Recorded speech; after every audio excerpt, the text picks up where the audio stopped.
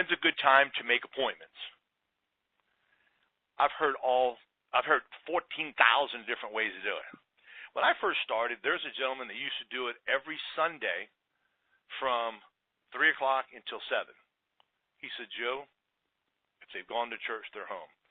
Joe, if they're watching some sporting event, hopefully they watch the game at 1 o'clock and the game is over. So you got to sit and decide, do I want to do it on Sundays? Do I want to do it Monday morning? Do I want to do it Monday night? What I've done a lot of times when I was out there, like the Lone Ranger, as like a lot of you are, I did some on Sundays who I couldn't reach on Sunday. I'd call on Monday. I used to leave a message back then, okay, if they had a little recorder at home, okay. Now, today, they say don't leave a message because people don't like listening to their messages. There's an article I read, and there's two big companies, I can't think what they are now, that stated that leaving a message is not as popular as what it was years ago, because now they say people, first of all, have got to be in a quiet area to listen to it. Number two, sometimes they're just lazy and they don't want to listen to it. And number three, when they're listening to it, they're really not paying attention to it.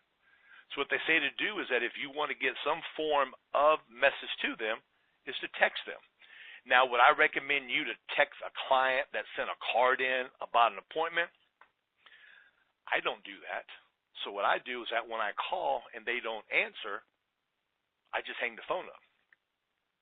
Here's tip number 2. If you live and your phone is an 813 area code cell phone as mine, I would go and get a second phone line. You can get that on, it's called Sideline. There's another one called Line 2. Google also has one, and you can get an additional phone number in the zip code you're working. So if I'm working in 727 or I'm working in 352, I've got a phone number in my phone with both of those two area codes, so when I'm calling, they think it's a local call coming in. Now, the telemarketers have gotten very good at that there, because my phone number is 813 and then it's 340.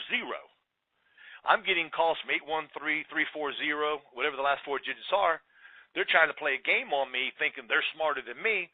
So what I do is that when they don't answer, I hit stop, I hit end call, then I put it in like block the phone call. Okay?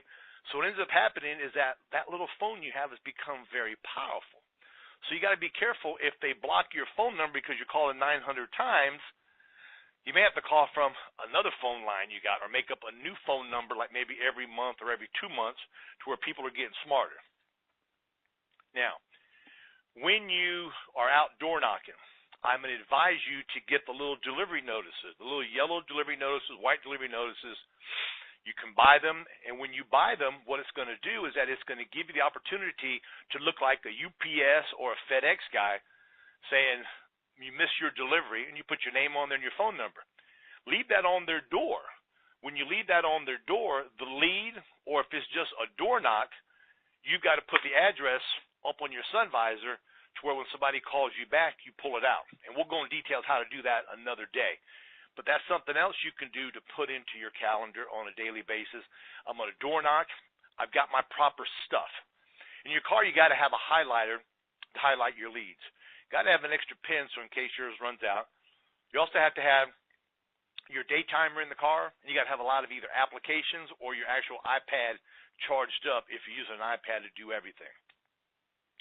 The most important thing is to be successful in business is for you to always be prepared.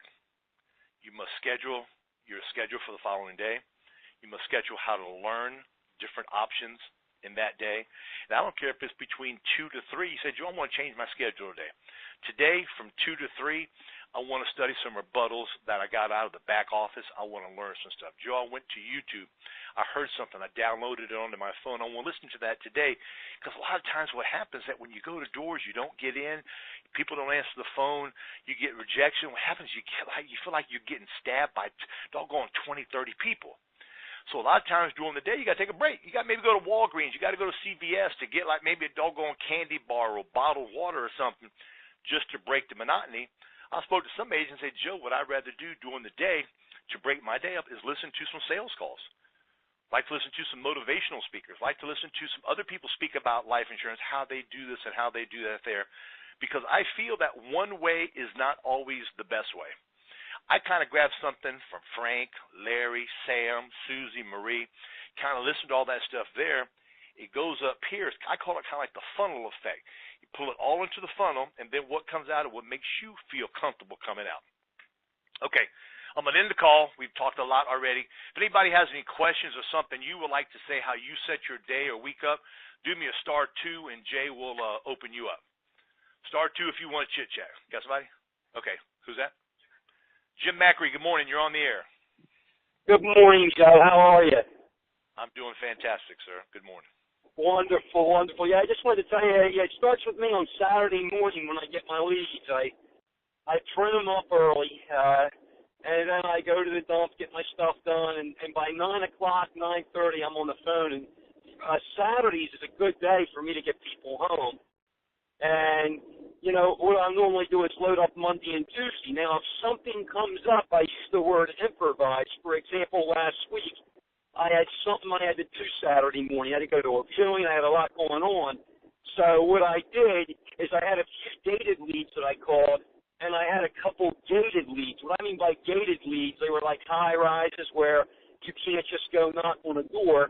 So I just called those ones in the afternoon this last Saturday. Then I just set my stuff up for Monday and Tuesday. On Monday, I had 4 appointments. Tuesday, I didn't have any. So I approached both days total opposite. I approached Monday, obviously, with, okay, door knockers in between appointments. And then Tuesday, I had my mind made up. Everything was late because I found that out on Monday. A lot of the people were working, like you said. I can have some weeks where my leads are all home by 5 o'clock or earlier, and I don't have to go past 5. But then I have some weeks where I'm up till 7 or 8 because they're working late, like you said. So Tuesday, I think I knocked on my first door close to 12, and I knocked on my last door at 7-something. And in fact, the very last door I knocked on, I have to go back 3:30 today because he works for the city of Wildwood, New Jersey, and he works 6 in the morning till 2, and he's been there 23 years. And the wife goes, well, we don't have a bank account. I said, really? He goes, well, I got this credit union. It's a savings account, but I just use the card. I said, oh, really? He goes, oh, does that count? He goes, does that count as a bank? I said, it sure does. And then he goes, well, I'm going to get the bank account. But here's the thing. By having the appointment at 3:30 today, the credit union place will be open. So if he doesn't get around to calling it, as long as he doesn't no-show me, I can call the credit union up, and we can get the account number, even if he can get around to doing it. So I was there 7 o'clock. Everything was closed. There was nothing I could do Thursday or Tuesday night when I was there. That's what happened Monday and Tuesday. So I had 3 appointments for today as a result of Tuesday's door knocking activities to go back on. I got a knock, a 12:30, and a 3:30, but I got on the phone yesterday afternoon on my office time, like you put paperwork, talking to the companies, and I made 2 appointments at 4:30 and 5:30 today. So I got a total of 5 appointments today. And then, so every doing something. And then, like, for example, I had continuation last Wednesday. I got to do 3 8-hour classes every Tuesday. It's pretty easy. So I went to the 8-hour class. I went to the 8-hour class 50 miles from my house, but that was part of my territory. I got up. I want more insurance. Guess where he lived? 20 minutes from education. So I got up 5 o'clock in the morning, got my stuff ready. I went to continuing ed from 8 to 5, and then I went and seen him after the continuing ed at 6 and wrote him a policy. And then I went to my Bible study from 7 to 9 and got home 9 that night. So, but I'm just saying, it's near right where my continuing ed was. So even though I don't normally run appointments on Wednesdays, I saved my Wednesdays for things like that. Somebody calls me in an area I'm not working in at the present time, but I'm working in a different county. I save that for Wednesdays as extras to make extra money sometimes when that comes up. So that's how I primarily plan everything, just to give you an idea. But here's the thing I wanted to say based on listening to you. 2 things with new agents I want to stress. You want to train yourself on door knocking skills with the leads, and you want to train yourself on appointment setting, because you can't do one without opinion, it's good to have both.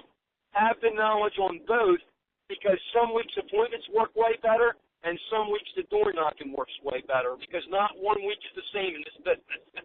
So I just wanted to ask. I agree 100%. You know what I'm saying? You start on Saturdays and make appointments when you get your leads. That's your style, which I think is a very good style. Now, what you said was that something we've talked about before is that since people got different work schedules, you got to accommodate your work schedule based on the area you live in. So what a lot of people have done is that they work some morning shifts from like maybe 9 to 5, 9 to 5:30, and then what they maybe do on Wednesday and Thursday, maybe work the night shift or afternoon shift, work from like maybe 11 or 12 to 7 or 8, to where they can get the daytime people, the afternoon people. Some people keep Fridays open for office work, fill-ins, as you do on Wednesdays. And a lot of people are starting to work on Saturdays now because people aren't home during the week, or there's a lot of one-leaguers. So a whole lot more working on Saturdays. Now, do you ever work on Saturdays, Jim? I'll give you an example. Mainly just making phone calls and setting appointments every Saturday. But I had a guy one time, him and his wife, their work schedule, through the week they had opposite shifts, but they were together on the weekends. So I scheduled them like 1 o'clock on a Saturday so I could make calls in the morning. So I made calls from like 9 to 11:30, and they were an hour from home. I left my house at noontime, got there at 1 o'clock, and I ended up selling. This was about a couple of months back. I ended up selling the husband and wife a Transamerica policy. So for example, in a situation like that, I will say that as an extra time too for the field. But I mainly want it for setting appointments. But if somebody's got opposite schedules through the week and they're off on the weekends, I absolutely, but I will make sure I qualify it so I don't run there for nothing. Here's what I mean. That 1 o'clock appointment I went on, I called them Saturday morning. Are you going to be home today? I'll come see you and your wife. We're going to be home today. So that was a very low-risk chance of a no-show because I spoke to them Saturday morning and told them I was going to be there at 1 o'clock. So that's how I handle them. I don't call them on Thursday and say, hey, I'll be over Saturday. Because if I drive an hour from home and they no-show me, why do you think I know that? It's happened to me. So you got to learn by making mistakes. I've made plenty of mistakes. You got to learn by making mistakes. That's part of the business, making mistakes. So what I do now is on Saturday, if they say I'm only available with my wife or my husband on Saturday, I call them Saturday morning and basically say, okay, I'm available today. Are you guys going to be home today? Yes.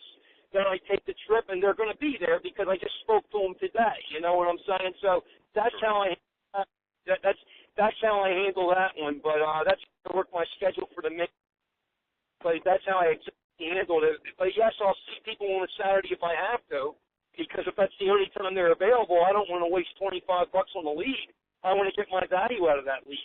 So or correct. You know. We'll see what happens is that you've been doing this for about 177 years. You know kind of like the things not to do again. You kind of know some of the things to do. So thank you very much, and I appreciate the added stuff you added for the call. What you said, I know for a fact, is going to help out a lot of people. Okay, sir, thank you, and make a great week out of it. Is there anybody else? Okay, guys, nobody else wants to chit-chat. Tomorrow I'm going to talk about cancellations. Got a form that I've got that I've updated that's going to be also put on the back office.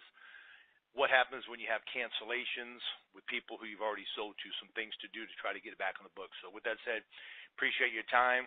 For the people not going to be on the call tomorrow, have a great Father's Day with your family.